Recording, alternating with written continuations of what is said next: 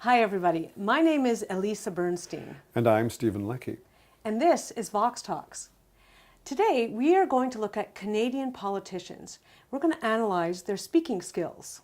National Forum. The easiest thing to do is simply to just get along and go along with this anti-Israeli rhetoric, to pretend it is just about being even-handed, and to excuse oneself with the label of honest broker.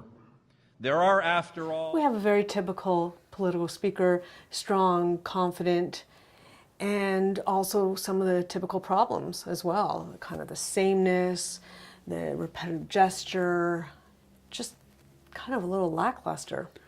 I would say lackluster is a good word for this, and there are many, many ways that he could actually improve this speaking process if he would just adjust his thinking again to what am I going to say, take in the whole thought, and then find some way to embody that and bring it through. Sounds like a long process, but basically it's actually a rapid process, which I'm doing right now and you're doing, and we all do it in spontaneous speech all the time. And if you don't do it, you end up really just reciting the speech, even though you're adding the gesture and you're a little pumped up. Yep. Which brings us to another problem he has, that basically we have something called line contour. In spontaneous speech, the line actually blossoms because we're getting to our point. Our point is why we're speaking in the first place. In the case of a memorized speech, what happens is it gets tired. It goes down.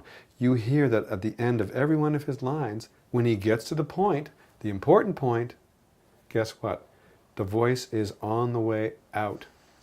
And this is disastrous for speaking because you're letting us off the hook just when you want to bring us to the climax of your thought. Exactly, and the gesture and everything is late, so basically the whole thing comes back to, we're back to lackluster, we're back to flat, we're back to non-developmental speaking.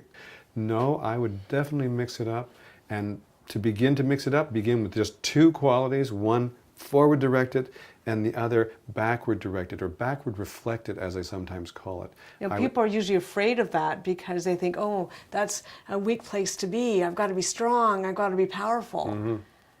But we know that that's not the case. There's a lot of strength back here, a huge amount of strength. That backward directed quality is perhaps your strongest tool because it sets up the strength of the next statement, or the statement you want to be stronger. You want to come in for the kill in certain statements, and you want to reflect on others. That's key.